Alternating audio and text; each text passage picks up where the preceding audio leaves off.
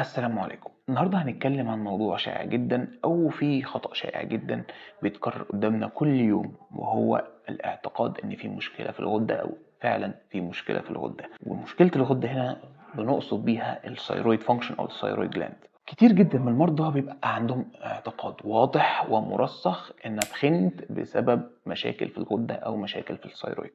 لكن السؤال هنا، هل فعلا الهايبوثيرويدزم هو السبب الحقيقي ورا الويت جين، ولا الموضوع معقد عن كده؟ النهارده هنفهم دور الثيرويد فانكشنز في الميتابوليزم، وهل فعلا الهايبوثيرويدزم هو السبب الوحيد او الاوحد وراء الاوبيزيتي، وهل ممكن الهايبوثيرويدزم الى الاوبيزيتي، وايه دورنا ككلينيكال نيوتريشنست مع الحالات. خلينا نبدا بالاساسيات.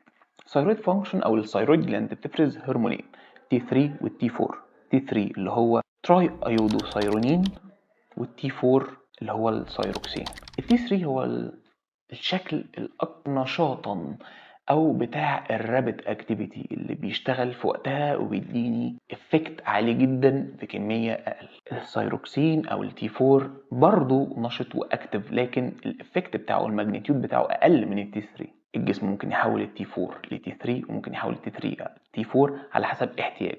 افراز الاثنين من الثيرويد جلاند بيتم عن طريق هايبوثالاميك بيتوتري ثيرويد اكسس. التسلسل بيكون كالاتي: هايبوثالاموس بتطلع لي تي ار اتش، تدخل على البيتوتري جلاند تطلع لي تي اس اتش، تي اس اتش تروح على الثيرويد يفرز الهرمونات بتاعته. طب تاثير الهرمونات دي اساسا على ايه؟ بيد الميتابوليك ريت، ثيرموجينيسيس، ميتوكوندريال اكتيفيتي، ليبيد ميتابوليزم، وجلوكوز ميتابوليزم. بمعنى اخر، الثيرويد هرمونز هي من اهم العوامل المؤثره على التمثيل الغذائي او حركه الجلوكوز والفات والميتابوليزم بتاعهم جوه الجسم. لما التي3 بيكون في المستوى الطبيعي، الخلايا بيزيد فيها ميتوكوندريال ريسبيريشن، اي تي بي تيرن اوفر، والهيت برودكشن. ده بيرفع البيزال ميتابوليك ريت. لكن لما بيحصل هايبوثايرويدزم، يعني الهرمون ده قل عن الطبيعي، بيحصل عكس اللي احنا قلناه.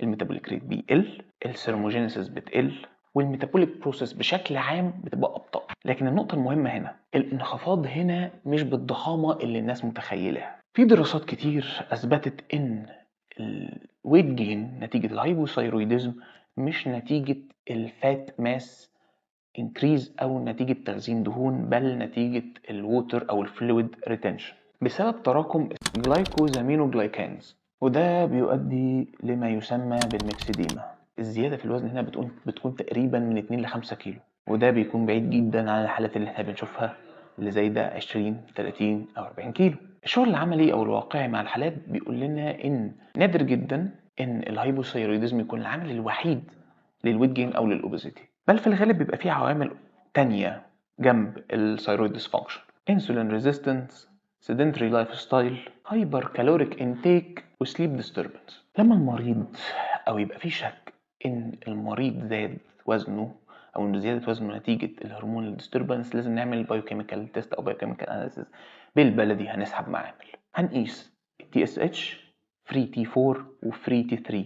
ليه فري؟ لان الفري هو الاكتيف فورم للتي 3 وتي 4، مادام مش بايندد بحاجه يبقى هيشتغل. لان الاعراض لوحدها مش كفايه، بعض المرضى بيبقى عندهم فاتيج، ويت جين، وهير لوس، لكن التحاليل بتكون طبيعيه جدا، وده بيخلينا نفكر في الميتابوليك سندروم او السليب ديس اوردر او الدايتري امبالانس. وهنا بيجي دور الكلينيكال نيوتريشن. زياده الوزن مش مجرد هرمونات، هي نتيجه تفاعل ما بين انرجي انتيك، انرجي اكسبندتشر، وميتابوليك ريجوليشن، وفقا لفلسفه الكلينيكال نيوتريشن اللي بتتبناها منظمه زي الاسبن. احنا لازم نبص على العين ككل، وزي ما بنقول في التقييم، التغذيه مش مجرد كالوريز، لكن حاله بتاثر على البودي كومبوزيشن، ميتابوليك فانكشن، وكلينيكال اوتكمز. في الكلينيكال نيوتريشن احنا بنعتبر المال نيوتريشن از ديزيز موديفاير.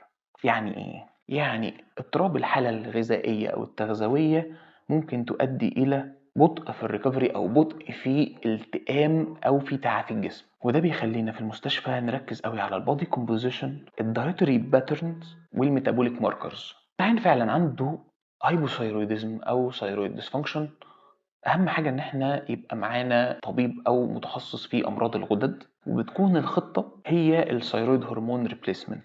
لكن من الناحيه الغذائيه لازم نركز على 3 حاجات: انرجي بالانس، بروتين اديكوسي، والمايكرو سفشنسي. زي الايودين والسيلينيوم والزنك. طبعا ده باختلاف انواع الثيرويد ديسفانكشن، لانها عناصر مهمه جدا للثيرويد فانكشن. لكن لازم ننبه ان السبلمنتيشن او المايكرو نيوترينتس هي مش علاج لوحدها للهايبوثايروديزم او للثيرويد ديسفانكشن.